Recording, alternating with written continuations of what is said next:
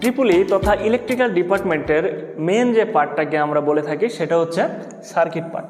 তো circuit part থেকে সাধারণত বুয়েটের চাকরির পরীক্ষাগুলোতে প্রশ্ন আসেই, মানে 100% আসে বলা যায়। ঠিক আছে, এমন কোনো চাকরির পরীক্ষা নাই যেগুলাতে সার্কিট পার্ট থেকে প্রশ্ন আসে নাই। তাহলে আমরা বলতে পারি যে সার্কিট পার্ট থেকে চাকরির পরীক্ষাতে অবশ্যই প্রশ্ন আসবে। এখন আসি, সার্কিট পার্টের মোট অংশ হচ্ছে দুইটা, একটা হচ্ছে ডিসি সার্কিট অংশ আর একটা হচ্ছে এসি সার্কিট অংশ। সার্কিট পার্টকে দুইটা অংশে ভাগ করা হয়েছে, একটা হচ্ছে ডিসি সার্কিট অংশ আর একটা হচ্ছে এসি সার্কিট অংশ। অর্থাৎ বুয়েটে যে চাকরির পরীক্ষাগুলো হয়ে থাকে সেখানে ডিসি সার্কিট এবং এসি সার্কিট উভয় পার্ট থেকেই ম্যাক্সিমাম টাইম প্রশ্ন এসে থাকে। ঠিক আছে, যদি কখনো এরকম হয় যে দুইটা পার্ট থেকে আসে নাই তাহলে যে কোনো একটা পার্ট থেকে অবশ্যই থাকবে, তবে এটা ধরে নাও যে ম্যাক্সিমাম টাইমে এই দুইটা পার্ট থেকে প্রশ্ন হয়ে থাকে। ঠিক আছে, তো এখন আমরা দেখব যে আমাদের ডিসি সার্কিট পার্ট থেকে কোন কোন টপিকস পড়তে হবে, কোথা থেকে পড়তে হবে। এখানে ডিসি সার্কিটের দেখো বেশ কিছু টপিকস দেখানো আছে। এই টপিকসগুলার সাইডে দেখো যেগুলোতে 3 স্টার দেওয়া আছে, এই 3 স্টারের টপিকসগুলো মোস্ট ইম্পর্টেন্ট, অর্থাৎ এই পার্টগুলো থেকে বুয়েটে চাকরির পরীক্ষাতে প্রশ্ন এসে থাকে। এখন তোমাদের মনে প্রশ্ন আসতে পারে যে ভাই ম্যাক্সিমামগুলাই তো 3 স্টার দেওয়া, আসলে কি যে ডিসি সার্কিটের যে পার্টগুলো এখানে দেখানো হয়েছে এগুলা সবগুলা থেকে সাধারণত প্রশ্ন আসে। দেখা যাচ্ছে একটা চাকরির পরীক্ষা যদি এখান থেকে প্রশ্ন করে, পরবর্তী চাকরির পরীক্ষাতে এখান থেকে প্রশ্ন আসছে। ঠিক আছে, এই জন্য যেগুলোতে 3 স্টার দেওয়া আছে এগুলো অবশ্যই পড়তে হবে, আর যেগুলো 2 স্টার বা 1 স্টার দেওয়া আছে এগুলো একটু লেস ইম্পর্টেন্ট পার্ট। তো ঠিক আছে, প্রথমে দেখো কি দেওয়া আছে, মিক্স সার্কিট। তো মিক্স সার্কিট ডিসি সার্কিটের এমন একটা পার্ট যেটা তো পড়তে হবে আমরা জানি। তো এই পার্ট থেকে কিন্তু সাধারণত প্রশ্ন আসে।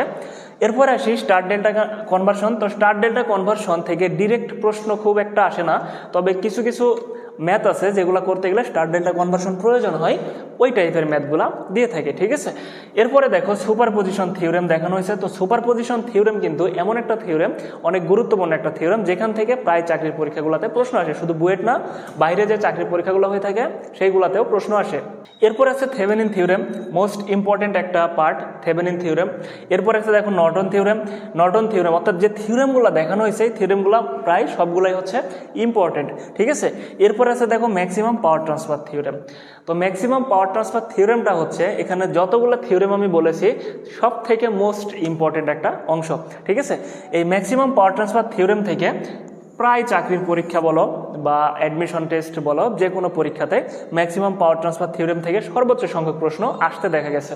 ঠিক আছে, এরপরে আছে দেখো নোডাল অ্যানালাইসিস।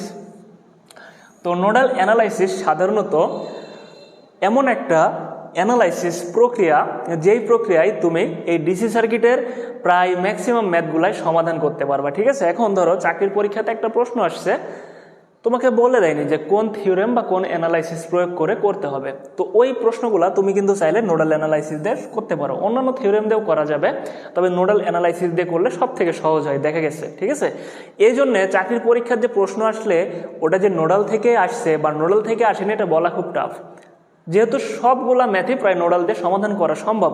ঠিক আছে, এই জন্য এটা বলা যায় যে নোডাল অ্যানালাইসিস এমন একটা অ্যানালাইসিস প্রক্রিয়া যেটা থেকে প্রায় ম্যাক্সিমাম টাইমে বুয়েট চাকরির পরীক্ষাতে প্রশ্ন এসে থাকে। বোঝা গেছে, এই জন্য এই টপিক্সটা অবশ্যই ভালো করে পড়বে। এটাকে 3 স্টার দিলে ভুল হবে, এখানে 4 স্টার দেওয়া উচিত ছিল। এরপরে আসি যে ম্যাক্সওয়েল মেথড, এটাও ইম্পর্টেন্ট একটা অংশ। সোর্স ট্রান্সফরমেশন, এটাও গুরুত্বপূর্ণ, কারণ বুয়েটে রিসেন্ট যে চাকরির পরীক্ষাগুলো হচ্ছে সেখানে সোর্স ট্রান্সফরমেশন থেকে ভালোই প্রশ্ন আসে। ঠিক আছে, এরপর আসি ডিপেন্ডেন্ট সোর্স। তো ডিপেন্ডেন্ট সোর্স খুবই গুরুত্বপূর্ণ একটা পার্ট, কারণ বর্তমানে অ্যাসিস্ট্যান্ট ইঞ্জিনিয়ার বলো আর সাব অ্যাসিস্ট্যান্ট ইঞ্জিনিয়ার বলো, যে কোনো চাকরির পরীক্ষাতে ডিপেন্ডেন্ট সোর্স থেকে ম্যাথ আসে। তো ডিপেন্ডেন্ট সোর্স থেকে যে ম্যাথগুলো আসে এই সিম্পল ম্যাথগুলো হচ্ছে তোমরা সাব অ্যাসিস্ট্যান্ট ইঞ্জিনিয়ারে যারা প্রস্তুতি নিবা তারা পড়তে পারো, তবে অ্যাসিস্ট্যান্ট ইঞ্জিনিয়ারের প্রস্তুতির ক্ষেত্রে এই সিম্পল ম্যাথের পাশাপাশি থিওরেম দিয়ে যে ডিপেন্ডেন্ট সোর্সের ম্যাথগুলো আছে, অর্থাৎ ডিপেন্ডেন্ট সোর্স ইউজ করে বিভিন্ন থিওরেমের যে ম্যাথগুলো আছে এগুলো ভালো করে পড়তে হবে। এরপরে দেখো capacitor and inductor.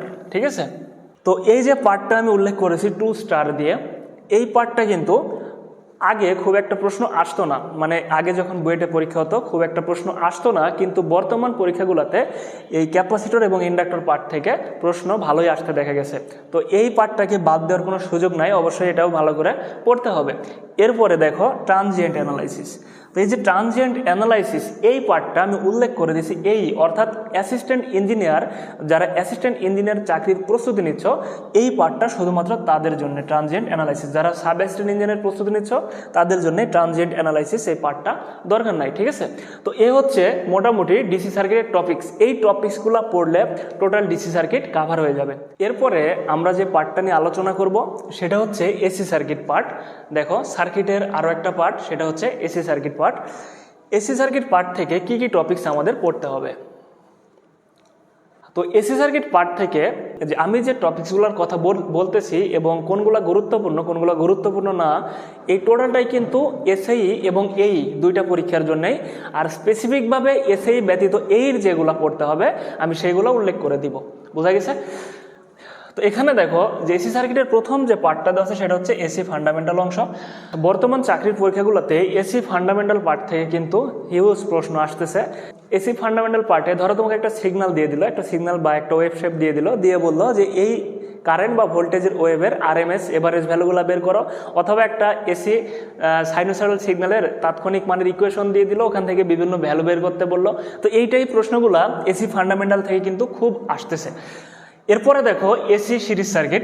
AC series circuit important একটা পার্ট, এটাকে কোনো কিছু বলার নাই কারণ এগুলো সবই ইম্পর্টেন্ট একটা পার্ট। এসি প্যারালাল সার্কিট, তবে সিরিজ সার্কিটের তুলনায় প্যারালাল সার্কিট একটু লেস ইম্পর্টেন্ট। সাধারণত সিরিজ সার্কিট থেকে প্রশ্ন বেশি আসে, তারপরেও প্যারালাল সার্কিট বাদ দেওয়ার কোনো ওয়ে নাই। আমি যে টপিকসগুলো দেখাচ্ছি এগুলো সার্কিটের, আমি আগেই বলছি যে ইলেকট্রিক্যাল ডিপার্টমেন্টের মেন অংশই এগুলা। তো যদি চাকরির পরীক্ষাগুলোতে যাও তো এগুলো তো বাদ দেওয়ার কোনো সুযোগ নাই, ঠিক আছে, এগুলো পড়তেই হবে। এরপরে দেখো রেজোনেন্স সার্কিট, এখানে দুইটা আছে সিরিজ এবং প্যারালাল রেজোনেন্স। তো রেজোনেন্স সার্কিট থেকে কিন্তু অনেক প্রশ্ন আসে, এটাকে আমরা 3 স্টার হিসেবে বিবেচনা করতে পারি যে সিরিজ এবং প্যারালাল রেজোনেন্স সার্কিট থেকে হিউজ প্রশ্ন আসে চাকরির পরীক্ষাগুলোতে।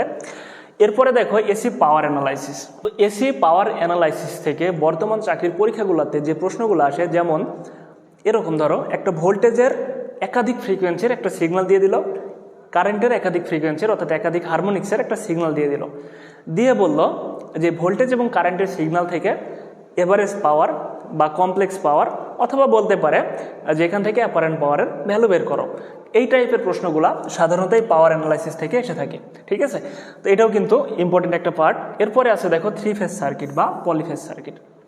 তো 3 ফেজ সার্কিট কোনো কথা ছাড়াই 3 স্টার, ঠিক আছে।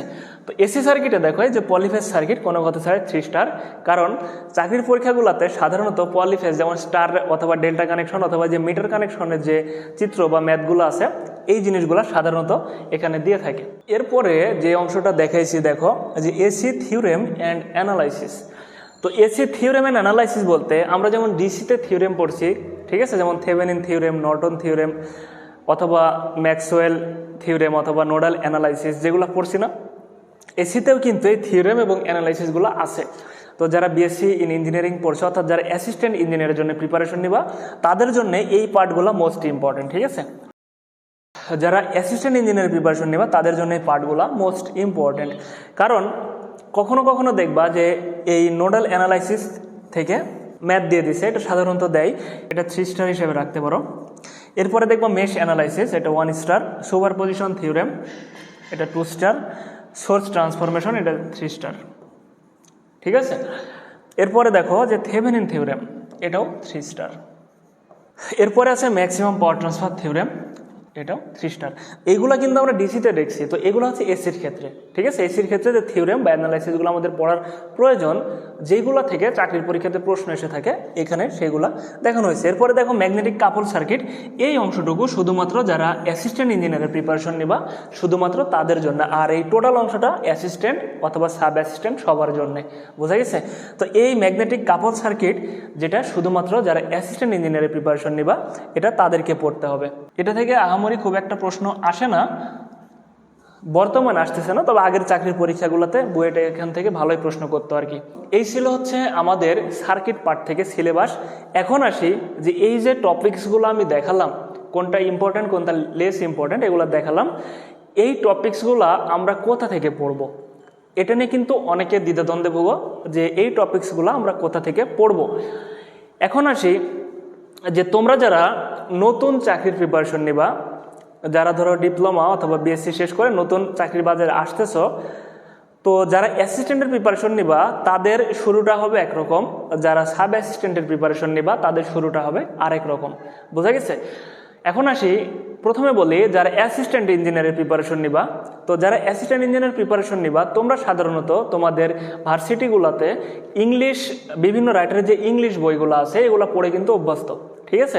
এগুলা পড়ে অভ্যস্ত। তো যারা নতুন অ্যাসিস্ট্যান্ট ইঞ্জিনিয়ারের প্রিপারেশন নিবা, আমি তাদেরকে বলবো যে তোমরা এই টপিকসগুলার ইংলিশ রাইটারে, অর্থাৎ বিভিন্ন রাইটারের যে ইংলিশ বইগুলো আছে এখান থেকে প্রিপারেশনটা শুরু করলে সব থেকে ভালো হবে। এখন তোমরা সবচেয়ে বেশি সমস্যাতে পড়বা কোথায়, যে যখন ইংলিশ রাইটারের বইগুলা পড়তে যাবা কোথা থেকে কতটুকু পড়বো এটা বুঝতে পারবা না। তো আমি সেইগুলা বলে দিব যে কোন অধ্যায় থেকে কতটুকু পড়তে হবে, ঠিক আছে? এখন আসি যে যারা সাব অ্যাসিস্ট্যান্ট ইঞ্জিনিয়ারের প্রিপারেশন নিবা তারা কি করবা। তো যারা সাব অ্যাসিস্ট্যান্ট ইঞ্জিনিয়ারের প্রিপারেশন নিবা তাদের জন্য সব থেকে ভালো হবে তোমরা বাজারে দেখবা যে সাব অ্যাসিস্ট্যান্ট ইঞ্জিনিয়ারের প্রস্তুতির জন্য বেশ কিছু গাইড বই পাওয়া যায়। তো আমি কোনো গাইড বইয়ের কিন্তু বিজ্ঞপ্তি দিচ্ছি না, আগেই বলে দিচ্ছি, তোমাদের সুবিধার্থে বলতেছি যে বাজারে দেখবা বেশ কিছু গাইড বই পাওয়া যায়। তো ওই গাইড বইগুলো থেকে যে কোনো একটা গাইড বই ধরে এই টপিকসগুলো ফলো করে করে পড়তে পারো, ঠিক আছে?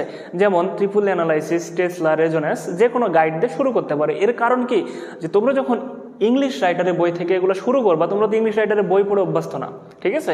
তখন দেখবা যে ভেতরে ঢুকলে কুল কিনারা খুঁজে পাবা না। বাজারে যে গাইড বইগুলো পাওয়া যায় সেইগুলো অনেক ভালো বই। এর কারণ হচ্ছে ওই বইগুলোও ম্যাক্সিমামে ইংলিশ রাইটারের বই থেকে উঠানো।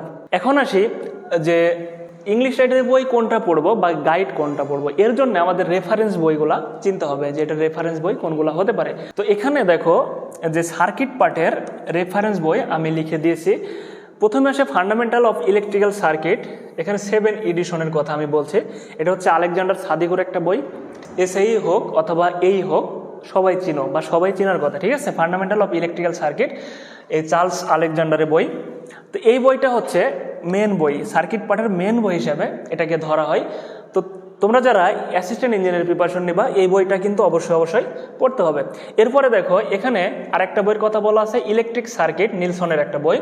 ইলেকট্রিক সার্কিট যেটা নিলসনের একটা বই, এই বইটা যারা অ্যাসিস্ট্যান্ট ইঞ্জিনিয়ারের প্রিপারেশন নিবা এবং যারা অ্যাসিস্ট্যান্টের এক্সট্রা লেভেলের প্রিপারেশন নিতে চাও বা এক্সেপশনাল লেভেলের প্রিপারেশন নিতে চাও বা অতিরিক্ত কিছু পড়তে চাও, তারা এই বইটাও দেখতে পারে এই বইয়ের পাশাপাশি, ঠিক আছে? আর যদি কেউ মনে করে না আমি অতিরিক্ত নিতে পারবো না এখন, তাহলে তাদের জন্য এই বইটাই যথেষ্ট, আলেকজান্ডার সাদিকুর বইটাই যথেষ্ট, ঠিক আছে?